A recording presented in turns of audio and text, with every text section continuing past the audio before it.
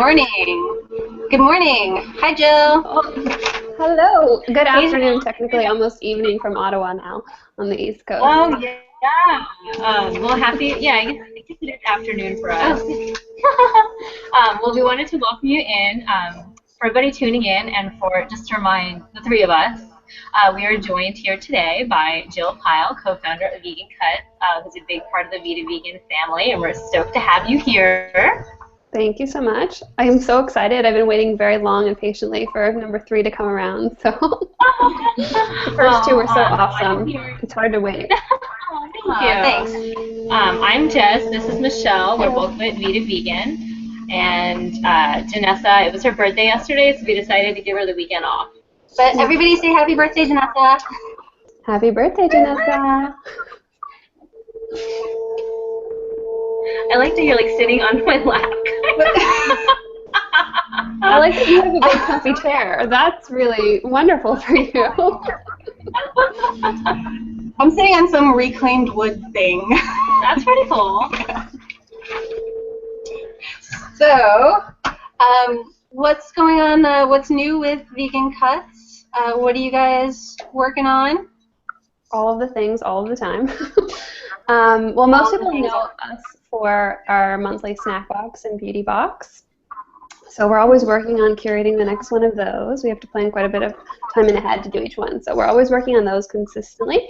But as you may have seen, lately we've come out with some pretty cool special edition boxes. Like we recently did a chocolate box for Valentine's Day and a yoga box, because I'm personally a big fan of yoga, and apparently a lot of people in our community are too, so we've made a really awesome yoga box. So we've got a bunch of special edition boxes that are live now, and then we're working on some more behind the scenes. But of course, those are all completely top secret, and I couldn't possibly tell you what they are.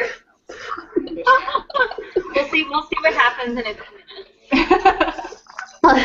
This is tea. If this was something else, you might be able to get more out of me. Yeah, look at it changes already. This is coffee. This is my first iced coffee of the season, though. Happy March. Happy spring. Thanks. Nice. I have really bad allergies. I'm a tea drinker myself, but yeah, we're definitely working on lots of special top secret things, and we're about to go to Expo West in Anaheim next week, the biggest natural products trade show in North America, I'm pretty sure. So we'll be looking out for all kinds of new vegan food and beauty products there. And then once we discover we love watching your feed from there. You guys always find the best stuff. Well, we try. And then we try to like share it immediately so that you all know about it on Instagram and Facebook and Twitter and that kind of thing. So, are you going with like a physical seal of approval this year? No, that's not really our style. There's some people that do that, but we're a little bit more casual. We have cute T-shirts. That's something, right? That is awesome. We wish we could go. Every year we're like, wow, we're idiots for not going this year. We are. So we're just, please sample even more for us. But this is our annual pledge to go next year. Yeah. Oh, you should really go. It's really fun. It's definitely like we spent a lot of time researching what's going on in the vegan marketplace to make sure we are the first people to tell people about things whenever we can be. And the expo is really like one of the cornerstones of the whole year. There's like so many cool things coming out. So many new like cheeses and cheesecakes and ice creams and all the tasty stuff. How does it feel with so many more and more and more, bloggers and content creators going to Expo West now? Like, do you have to like race to the tables to tell everyone first? No. It's actually really great because it ends up being like a twofold thing. Like we get to meet and network with a bunch of bloggers while we're there, and then we get to do all of the food and beauty exploration too. So it's actually a blessing that there's so many people there. Get on the bright side of things. And you've always necessarily like everyone's announcing everything within like a 3-day period, so we're fine. And you guys have always had a really good relationship with bloggers and YouTubers. That's been probably a big part of your success is just your ability to be part of the community, and you have these great relationships. Yes, I definitely credit a lot of our success to having the support of the vegan blogger community, absolutely, and I think it helps that like John and I started out as bloggers, So we have that background, and we know a lot about like the ethos of the blogging community. So having that as context really helped us to make the right kind of connections and build like really authentic relationships with lots of people, instead of just like coming at it from like a more traditional like PR background where you're just trying to like bang it out and make all those connections and not really make them long-term relationships. Everybody loves the subscription boxes. How did that come about? I mean, how did you come to this, to know that there was this need out there, apparently, because, I mean, you couldn't possibly have known they were going to be that successful. Well, I'm glad you said it that way, because I think when you guys sent me the questions, you're like, how did you know it was going to be such a success? And I was like, I didn't know it was going to be such a success. Yeah. But I'm a big fan of the whole mentality of like creating the things you want to see in the world. Like, wouldn't it be cool to have a blogger conference for just vegan bloggers? Right? Bingo! There's an idea. At the time when we came up with the boxes, it was like, wouldn't it be cool if there was just this monthly delivery of vegan snacks that showed up on your door every month, and you didn't have to think about if they were vegan or not, and they were really cool snacks, and they were really affordable. Wouldn't that be wonderful? So it was really just came out of something that I wanted to see, and like there are lots of subscription boxes out there for food, for nail stuff, for babies, for dogs, for everything in between, and we were relatively early on when snack boxes and subscription boxes came out, but at the time there really wasn't much of a vegan offering, so we had to change that ASAP. And then after about like a year of doing the snack box, then we had the capacity to do the beauty box, and then that was a really fulfilling thing for me, because I feel like early on, like being vegan is all about getting the food stuff nailed down. But once you get that, you really want to like take it to the next level and like make sure your personal care and beauty routine and wardrobe is all vegan, and having the vegan beauty box really makes it super easy for people to figure out how to get there. Awesome. Well, I wanted to pick your brain a little bit because, you know, we first noticed you doing Vegan Backpacker, and certainly we miss everything that you used to do there. But I want to see, where are you traveling these days? How does Vegan Backpacker, remain in your heart? What's going on? So Vegan Backpacker, it like breaks my heart a little bit that blog just like died a very quiet death of like never being updated again, and no announcement of like we're going offline or anything. It's just like became almost like a journal for a certain period of time that just got closed with no notice. So it breaks my heart a bit that that's the way it ended. Every once in a while on a weekend when I have some free time, I'll be like, oh, I should totally like get someone else to like help take over that blog and like revive it, because there's so many stories of people out there traveling, discovering great things that would be able to share it in that spot, but I haven't done it. But yeah, you travel. It's such a huge thing lately in the past few years. So while that blog has not been updated in years and will never be updated again by me personally as far as I can predict, I travel all of the time, and basically the Vegan Cups Instagram account is kind of like my little photo journal. So I'm always posting pictures there of where I'm traveling. Like I just came back from 3 weeks in Costa Rica. So that's obviously really awesome, and it's so cold where I live in Canada and Ottawa. It's like ridiculous. So it's like almost mandatory that I escape to sunshine in like February time. So I just was there, which was really great, and I'm going to Anaheim after like next week for Expo, and then I'm going to stay and hang out in LA for a bit, and then I'm going to New York for the New York Veg Fest.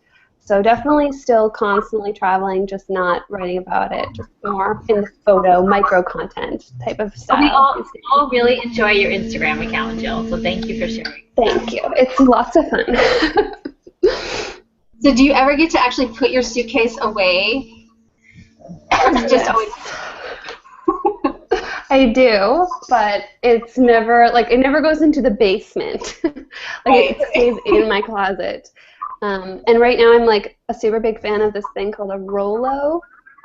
It's like, you guys should look it up. I don't know what the website is, but if you just Google like Rollo travel, you'll find it, I'm sure. It's like one of those like closet, looks like a closet organizer, has like all these mesh pockets and like zipper compartments, but then you can like roll it up like a yoga mat. And then you put that in your suitcase. So having that really helps with the traveling. Being equipped with the right travel tools. Right now. And it's made by vegans, so it's vegan because it's like just made out of like mesh and like cotton or whatever, but it's actually made by vegans. I remember they reached out to me and were like, we have a Kickstarter, we're vegan, we saw a vegan backpacker, can you help us? And I was like, whoa, I want one of these. Yeah, that's awesome. I did not doubt that it was vegan. But I do want to know, what are a couple of your biggest tips for, vegan backpackers these days? Well, in terms of like packing snacks, I'm a big fan of like being prepared for where you're going. So other than like researching everything that's going on, definitely pack your snacks. I'm a big fan of just like packing easy stuff like fruits and like veggies if you're into that. I'm more of a like apple and banana type girl. And then like packing like energy bars and like oatmeal, or like right now we're like really big fans of Monk Pack, which is this really cool, I think it's actually based in Portland or like in the Pacific Northwest. It's like oatmeal that looks like it's in one of those baby food squeezy things. You know, those like fruit punches. So it's like oatmeal in one of those. So that's like an amazing plain snack. And then like my other tip, other than like research and like pack your snacks, is like connect with other vegans. Like forever and ever, like even on the vegan backpacker days, we always like couch surfed with vegans. We emailed local bloggers. Like we always just tried to meet up with other people who are vegan who could show us the ropes and who could be our friends. Awesome. Well, now that you're home, how did you start your day? Exercise or internet? Combo. Well, I'm like a huge smoothie addict. That's like one thing that people who know me well know. I'm like on the website, we have like little mini bios for everyone, and mine is most likely to wake everyone up with a blender. So I'm definitely starting my day every day and today with a smoothie. And then it's the weekend. What's in today's? Oh, God. What did I have today? I think I had frozen banana, frozen blueberries, tangerine, protein powder, almond milk, dates, cacao powder, and ginger. Not the simplest smoothie ever. Pardon me? What's the one thing you will not put in your smoothie? There's not a lot I won't put in my smoothie. I'm not a huge fan of avocados in the smoothie. I know that's like some people's cup of tea, but I'll put like dried mushroom powder, like maca powder, cacao nibs, like I'll put all kinds of weird stuff. Right. So I'm a eat your healthy breakfast type of girl, and try to resist all temptation to go on the internet right away. That's, I try to not be on my phone in the bedroom or in the bathroom. That's always a big effort, but I try. And then, like today I went to yoga, and also it's the weekend, and I'm not really supposed to be working, but I was doing like an online course, like a marketing online course, because you could always keep up your education, right? So, not a spare moment in my life, even on a Sunday. Go. Well, not to get you working too hard, but I do want to pick your brain and ask you, how is the development going for your class at Vida Vegan? We know you're going to be talking about what you do, which is essentially, internet entrepreneurship behind the Vegan Cuts brand, and joining us on the marketing panel. So what are your thoughts going on? What do you want to know? So I'm pretty early. I don't have like a draft or anything. I've got like lots of mental stuff going on. All the gears are turning, but I was thinking about it this morning, and basically I was thinking that I'm gonna like share a bit of the behind the scenes stuff, like with how Vegan Cuts came to be and came to grow. I'm very like action oriented person. I like to give like very clear advice and resources and like tips, but like I think that sharing a bit of the story behind it all will help people get a sense of what to expect when you decide to take on something so ambitious. And then really I was thinking like I would share some tips, like whether you're just getting started or if you're at a higher level, so it'll be a bit for everyone. I'm not going to give any of those away right now, so it's going to be helpful for people who have to wait for the class.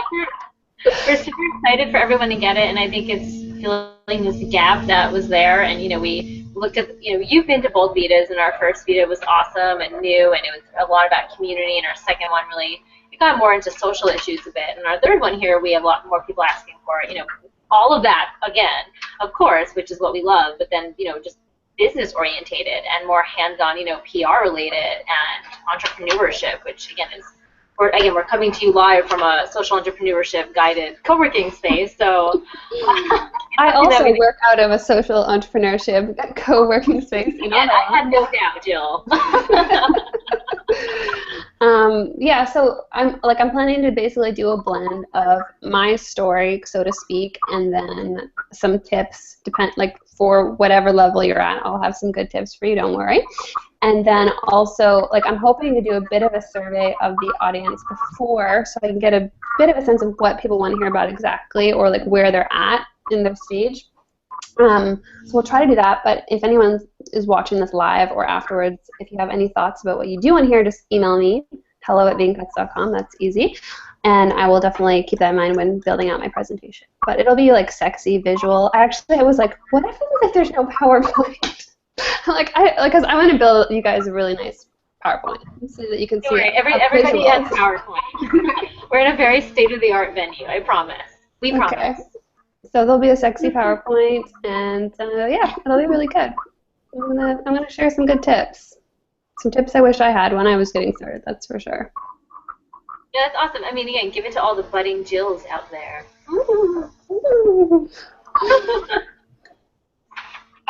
So speaking of May, we are, again, just renewed in our excitement, and it looks like it's not going to stop. We just got back from Austin. We're going to be headed back there for Veg Fest, first weekend of April. Mm-hmm. And again, I mean, Austin has just, won our hearts. There's such a great community there, and it's really inspiring. Have you been to Austin before? I have. I just went not too long ago because I went to the Dallas Veg Fest, and then afterwards I went to Austin, and it was part VVC preparation. I wanted to get the lay of the land, and I found some really cool stuff when I was there. So I'm even more excited to go back. I feel like I just scratched the surface. So, one thing I didn't know a lot about Austin or the culture there, and there's some cool things that I wasn't expecting to find. I went to Rainy Street, which is a street of bars that's all bars and houses, which was really cool. And for the first time ever, I was at a bar where kombucha on tap was available.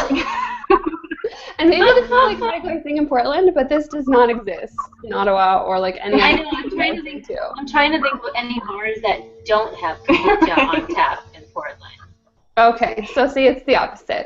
But for me, it was a huge deal because I don't drink beer, and I want to look like I'm part of the crowd, When I'm at a bar, I don't want to be, sipping on, the opposite of what everyone else is having. I like to fit in. So having kombucha, and, no one knows that it's kombucha but me and anyone else that dares to try it. So great.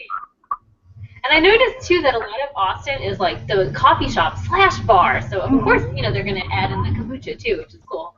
And then Topo Chicos. Either way. Did you guys try Topo Chicos when you were in Austin? No, I don't but it's everywhere, yeah. It's I don't know, it's this weird phenomenon. It's sparkling water, essentially, but it's sparkling water, and it's available at every bar, and it's just pretty hip to go out and have a night of sparkling water. So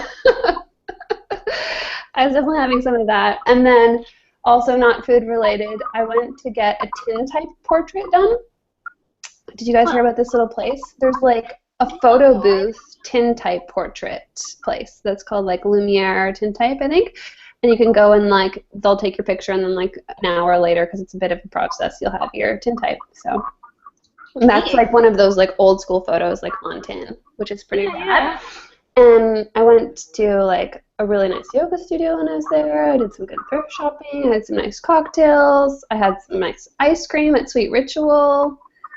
So there was lots of fun stuff happening. I went to the giant Whole Foods. It has a bar inside, and it's you go to Whole Foods to go out. It's really weird. Well, let me ask you, what's going on in the vegan scene in Ottawa?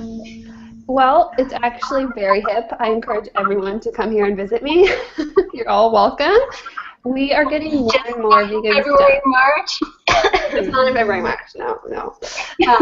We're getting more stuff all the time, actually. A new vegan restaurant just opened up here, and I'm posting about them on Instagram. One's called Pure Kitchen, which is like quite highly inspired, I would say, by like Cafe Gratitude in LA. So we finally got a place that's like that vibe. My all-time fave is a place called Cafe My House. I'm going there tonight for like Pizza Sundays, where the chef is making like her own vegan cheese and her own vegan pepperoni slices.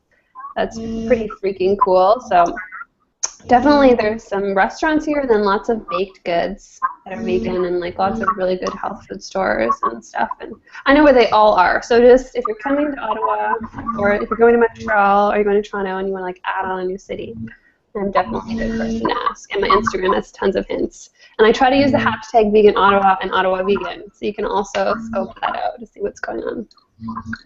Awesome. Okay, I will. I mean, we're always trying to make new vegans, as are you, I'm sure. So what are some of your best tips for transitioning folks, people trying to make the leap?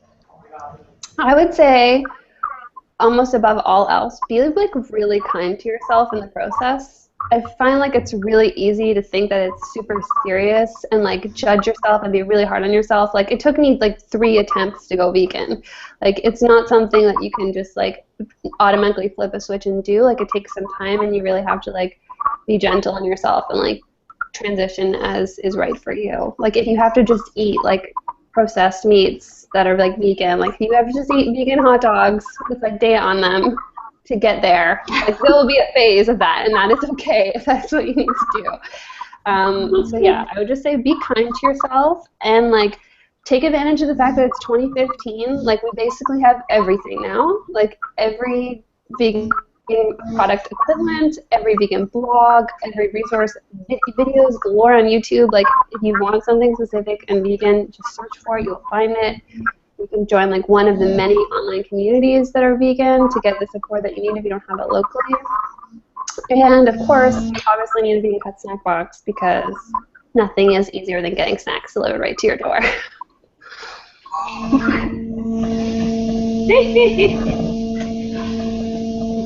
Well, tell us, speaking of snacks, what are some of your go-to snacks in life? In life, chocolate. I am such a chocolate fiend. It's dangerous. It's truly dangerous. I love chocolate. I love cashew cheese. I guess I have a somewhat expensive taste. And kale chips. And kombucha. But they're snacks. They're treats. Yeah. They're the things you eat to treat yourself. So it's okay. What's your favorite brand of chocolate these days? Oh, my favorite brand of chocolate? Oh God, this could start a war. Chocolate or a confectionery. Just, you know what, it doesn't have to be all-time favorite. What's a lovely one that's sticking out in your mind right now? Well, I love raw chocolate, and one of my all-time fave chocolatiers is Corcow Confections, which is like based out of just outside the Bay Area. They make like the most amazing gourmet vegan chocolate truffles and bars. They're insane. I also love Lulu's out of like Arizona. I just love like really gourmet chocolate. And like, who else is there? There's Lagusta's Licious in New York, also a really good one. So yeah, there's no shortage of good vegan chocolatiers. Well, let me ask you, we're talking about cities besides Austin, which we're all, our hearts are beating for, and we cannot resist. What vegan-friendly cities are on your radar that may surprise us? Well, I've been like pretty relatively boring the last couple of years. I keep going to the same places that I know are good over and over again. Like New York, I know is always going to have a plethora of vegan stuff. Same with like LA, same with like a lot of places in Texas that I've gone to recently. Like I just feel like I haven't been that exploratory in US cities anyways. But like I'm going to LA after Expo. I'm going to give myself like 4 or 5 days to like hang out there and explore, because I feel like I've just kind of scratched the surface, and it's one of those cities that's so big that new stuff is always popping up. So I'm going to go, and the Instagram feed will be full of whatever it is that I find in LA. But I don't feel like that's super eventful. So if there's something that is like not on my radar that I should know about, I would love to hear from you guys. I would love your vegan tour of like St. Petersburg. So where is that? Oh, in Russia. Oh. Yeah, I would love that too. I would love to go to Russia. But Russia is like one of those places that they like scare vegans from going there. They're like, just don't come here. There's nothing to eat. And obviously we know that's not true. No. But maybe someday. I've also been like trying to not travel more than I need to, even though I keep sabotaging that desire, because I like being home and I've spent a lot of time traveling the last couple of years. So I like even the thought of going on a plane to Russia. It's like super far. Super it's okay. You don't have to. I could get another correspondent. You could go for me, right? It would be fun. I will also recommend another correspondent for our Russian trip. And I would do it, but you know. Yeah. Well, let me ask you. Michelle, ask you. Okay, I'll ask you. Fine. Jill, tell us. We're heading down towards the end of our exciting Google interview series with you. What are your upcoming projects or appearances that we should know about? Unfortunately, they're all very top secret. I can't tell you anything. What will you be wearing at Expo West? I will be wearing a pink Vegan Cuts t-shirt that will say Vegan Cuts. Yeah, okay, let's see. What can I divulge? I mean, this is live, so yeah, that makes it hard. If there was a slight delay. I heard that you're going to be speaking at Vida Vegan Con 3 in Austin, Texas. Yes. So after my upcoming trip to LA and New York, the next place I'm going is Austin. So obviously that's happening. I don't have any other speaking opportunities lined up for 2015, though I'm hunting a few out because I'm super, super passionate about talking about e-commerce and marketing and entrepreneurship. So I feel like it's a disservice to keep it all to myself. And I'm really looking forward to the Vida Vegan Con because it'll be one of my first times doing it kind of on a larger scale conference. But once I have that under my belt, I'm going to take it to the next level, hopefully.